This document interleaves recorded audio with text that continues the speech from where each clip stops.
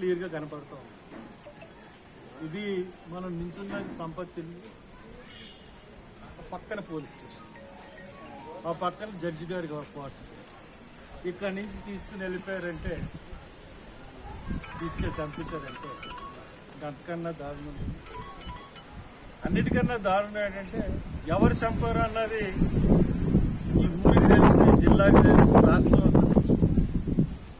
పోనీ అతను చంపించడానికి గల కారణాలు ఏంటంటే ఒక కారణం కూడా సహేతుకంగా లేదు. ఒక ఈర్ష్యతో చంపించిన అతి దారుణమైన కిరాతకమైన హత్య. అతను స్వయం కృషితో కాంగ్రెస్ పార్టీలో అంచెలంచెలుగా ఎదిగి ఈరోజు ఎన్ఎస్ఏ నేషనల్ సెక్రటరీగా, కోఆర్డినేటర్గా పనిచేస్తున్నాడు. అతను ఎలక్షన్ పని మీద కేరళలో ఉన్నాడు, అతను ఇక్కడ లేడు. చనిపోయిన రోజున ఆ రోజు రమ్మని పోలీస్ డిపార్ట్మెంట్ నుంచి మీరు కాల్ డేటా రికార్డ్స్ తీసినట్లయితే, సంపత్ కాల్ డేటా రికార్డ్స్ తీసినట్లయితే ఏ పోలీసులు కేరళలో ఉన్నటువంటి సంపత్తిని రప్పించారన్నది మనకి క్లియర్గా తెలుస్తుంది. రప్పించిన తర్వాత ఆ రోజున తీసుకెళ్లి 12ంటికి తీసుకెళ్లి పోలీస్ స్టేషన్ అందరికీ స్టేషన్ బెయిల్ ఇచ్చి సంపత్ను ఒకటినే రిమాండ్కి పెట్టారు. రిమాండ్కి పెడితే పార్టీ 1 సిఆర్పిసి అమలు చేయకుండా రిమాండ్ ఇవ్వనని చెప్పి జడ్జి తిరస్కరించడం వల్ల అతను bail next day bail submit చేద్దామని ఉండిపోయాడు. లేకపోతే ఆ నైట్కి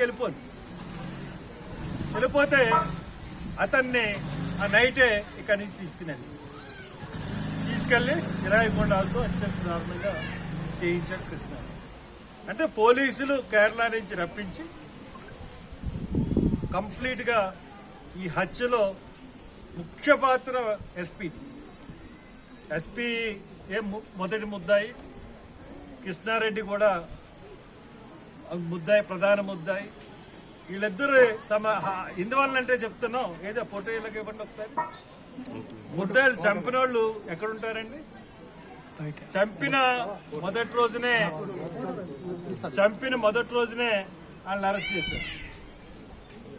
ఇదిగోనండి, వీళ్ళు ఎస్పీ ఆఫీస్ బయట కూర్చుని ఉన్నారు. ఈ చంపిన 4 ముద్దాయి వీళ్ళని 30వ తారీఖులోనే కస్టడీలో తీసుకున్నారు. ఈ రోజు వరకు కూడా వాళ్ళని అరెస్ట్ చూపించలేదు.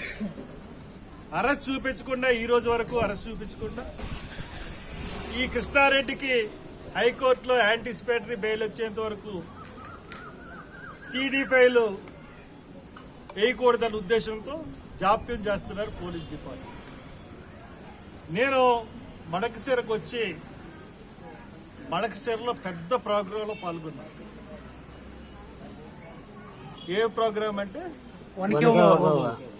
వణికే అవ్వ ప్రోగ్రాంలో పాల్గొన్నారు. వేలాది మందిగా జనాలను తరలిచ్చారు. అక్కడ కూడా కొంత ఇయర్స్ వచ్చింది. ఈ సంపత్ తీసుకొచ్చాడు హర్ష్ కుమార్ అని, దానికి కూడా కొంత కారణం. ఇంకొక విషయం ఏంటంటే ఈ కృష్ణారెడ్డిని ఈ అసిస్టెంట్ పబ్లిక్ ప్రాసిక్యూటర్ మాజీగా రఘువీరారెడ్డి గారు వేయించారని చెప్పి పోలీసులు చెప్తా ఉన్నారు. మరి ఎన్ఎస్యూలో నేషనల్ కోఆర్డినేటర్గా చనిపోతే ఈ 8 జిల్లాల రాయలసీమ జిల్లాల కాంగ్రెస్ ప్రెసిడెంట్లు ఎవరైనా వచ్చారా? పిసిసి ప్రెసిడెంట్ వచ్చిందా? అంటే కాంగ్రెస్ పార్టీ ఒక ఎన్ఎస్ఏ జాతీయ నాయకుడు ఏంటంటే స్టూడెంట్ లీడర్ మీద ఈ చంపేస్తే ఇప్పుడు వరకు కాంగ్రెస్ పార్టీ నేనే వచ్చాను మాజీ పార్లమెంట్ సభ్యుడిగా రాజమండ్రి నుంచి 700 కిలోమీటర్ల దూరం నుంచి ఈ పక్క జిల్లా వాళ్ళు కాంగ్రెస్ వాళ్ళందరూ రాలేదంటే చాలా ఆశ్చర్యకరంగా ఉంది. దీని వెనకాల ఇంకా ఎవరైనా కుట్రదారులు ఉన్నారా? ఈ లాయర్ కొడుకు కాకుండా ఇంకా ఎందువల్లంటే వాళ్ళ పెద్దనాన్న కూడా అతని కాళ్ళు డేటా రికార్డ్ చేసినా కానీ వీళ్ళ ఇన్ఫర్మేషన్ అంతా కూడా అతను చెప్తా ఉన్నాడు. అతనే దొంగ కేసు ఒకటి పెట్టాడు రప్పించడానికి. సంపత్తిని కేరళ నుంచి ఇక్కడ రంపించడానికి దొంగ కేసు అతనే పెట్టాడు. కాబట్టి అతని యొక్క ప్రమేయం కూడా వీళ్ళు చూడాలి.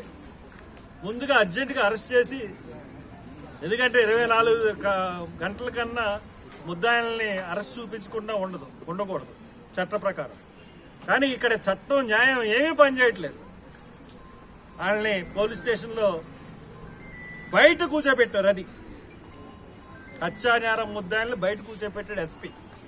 అంటే ఎస్పీ ఎంత కోఆపరేట్ చేస్తున్నాడు. వీళ్ళిద్దరూ కూడా సంపత్ తండ్రి, సంపత్ అత్తమ్మ బిక్కుమంటూ ఉన్నారు, ఎవరైనా వచ్చి ఏమన్నా చేస్తారేమో అని.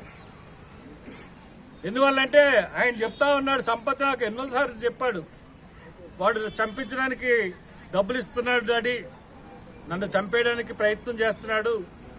ఏమని చెప్పారా? ఏం చెప్పాడు?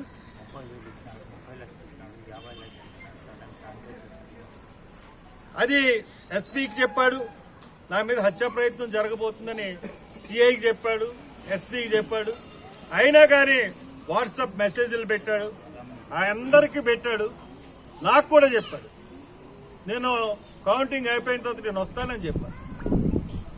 కేరళలో ఉన్నావు కదా, కేరళలో నుండి నువ్వు రాకంటే నాకు తెలియకుండా, నాకు చెప్పకుండా గబుక్కని వచ్చేసిన సందర్భం.